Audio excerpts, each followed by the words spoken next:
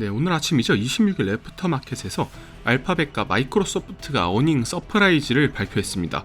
두 기업 모두 주당 순이익, 매출 각각 월가 예상치를 한참 상회했어요.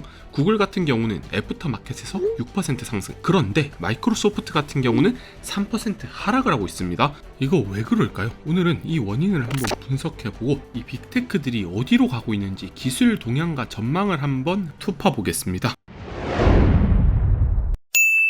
이 구글과 마이크로소프트 둘은 한 테마로 묶여 있습니다. 바로 AI와 이를 뒷받침하는 클라우드 산업이죠.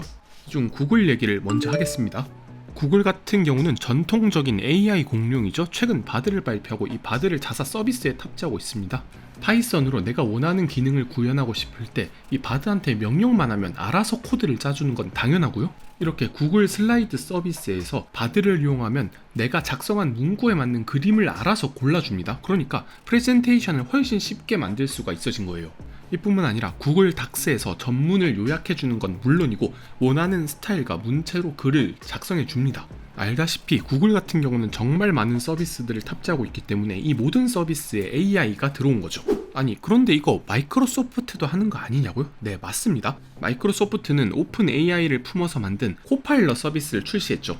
이 코파일럿 서비스도 구글이 출시한 바드와 상당히 유사합니다. 둘이 완전 같은 일을 하고 있어요. 자, 내 컴퓨터를 뒤져서 제안서를 만들어줘라는 명령에 예전 미팅 때 썼던 노트 파일을 쭉 읽은 다음에 제안서를 만들어줍니다. 그리고 이걸 바탕으로 슬라이드 쇼를 만들어줘. 당연히 해주고요. 그걸 바탕으로 엑셀 분석을 해줘. 이것도 어렵지 않습니다. 와, 이거 보고 있으면 앞으로 노동의 미래가 어떻게 될지, 우리가 어떻게 일해야 될지 정말 궁금해지죠? 아니, 그런데 이거 발표만 하고 아직 안 나온 거 아니냐고요? 아닙니다. 지금 월 $30에 비즈니스 파트너 대상으로 본격적인 서비스를 시작한다고 밝혔어요. 이제 상상하던 게 현실이 되는 순간이 온 겁니다. 이번 AI 열풍 정말 대단합니다. 구글과 마이크로소프트 모두 하루 건너서 생성 AI를 활용한 도구를 발표하고 있고요. 얘네만 하는 것도 아니죠. 애플도 애플 GPT를 계획하고 있다고 밝혔고, 일론 머스크 역시 X.AI라는 회사를 따로 만들면서 생성 AI에 대한 야욕을 드러내고 있습니다. 그리고 이 생성 AI의 발판이 되는 게 바로 클라우드예요.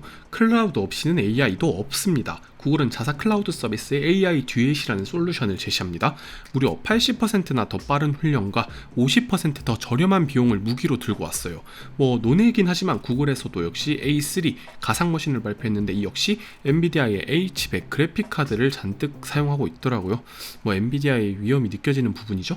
다시 본론으로 돌아오자면 이번 구글 실적이 잘 나오고 주가가 상승한 이유는 바로 클라우드입니다. 이 구글 클라우드 같은 경우는 78억 7천만 달러를 예상 매출로 제시했는데 실제로는 80억 3천만 달러로 전년 동기 대비 28% 급증했어요. 그리고 두 번째 이유로는 구글 광고와 유튜브 광고가 다시 흑자 전환했다는 거예요. 사실 알파벳의 주 수입원은 이 구글 광고가 80%가 넘거든요. 작년부터 경기 침체가 온다고 하니까 뭐부터 줄였나요? 네, 기업들은 불필요한 광고부터 삭감을 했습니다. 그런데 막상 까놓고 보니까 연착륙 가능성이 올라가면서 다시 돈이 구글 광고로 몰리고 있는 거예요.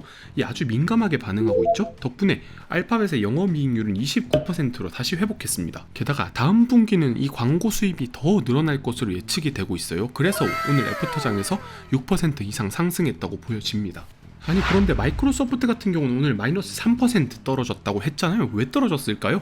먼저 마이크로소프트는 크게 세 가지로 나눠서 돈을 벌고 있어요. 첫 번째로는 우리가 많이 사용하는 오피스 365예요. 오피스 매출 같은 경우는 플러스 15% 증가했고요. 구독자 역시 6,700만 명이 늘었습니다. 참고로 아까 말씀드렸던 마이크로소프트 코파일럿 서비스 있죠? 그 코파일럿 서비스는 월 30불대로 가격이 더 오르기 때문에 이 오피스 매출을 30% 이상 더 늘릴 것으로 봐요. 그래서 전체 마이크로소프트 매출의 플러스 7% 상승을 추가로 이끌 것으로 예상이 되고 있어요. 어쨌든 이 오피스 부분 역시 계속해서 커나갈 부분입니다.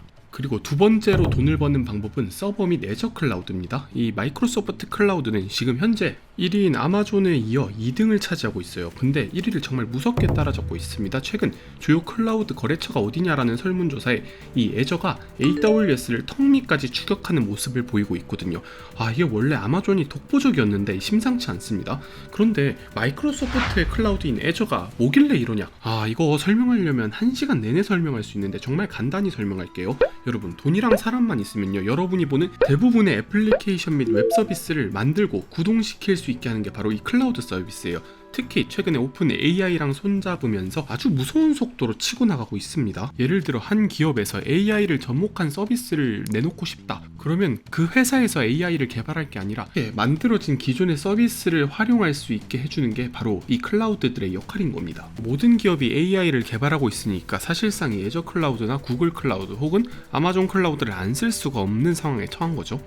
실제로 마이크로소프트 내에서도 클라우드는 연평균 30% 이상 성장을 지속하며 말 그대로 마이크로소프트의 실적을 하드캐리했던 게 사실이고요. 오늘 마이크로소프트가 하락하는 이유 갖다 붙이면 갖다 붙일 수 있겠지만 저는 그동안 많이 올라서 어느 정도 쉬어갈 때가 되지 않았나, 그리고 그걸 이길 만큼 실적이 아름답지는 못했다라고 말해주고 싶습니다.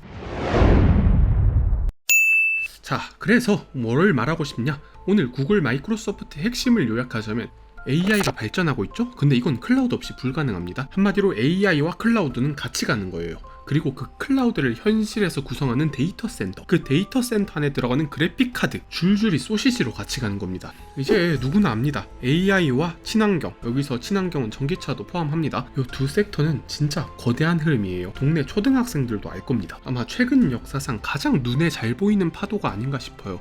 여러분은 서핑 해보셨나요? 서핑을 할 때 좋은 파도를 진짜 하염없이 기다리거든요.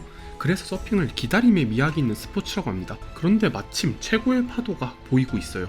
아니, 이미 내 옆에 지금 물살이 스치고 있을지도 모른다는 생각이 듭니다. 그리고 이건 제 생각인데 꽤나 오래 지속될 것 같고요. 여러분의 생각은 어떠하신가요?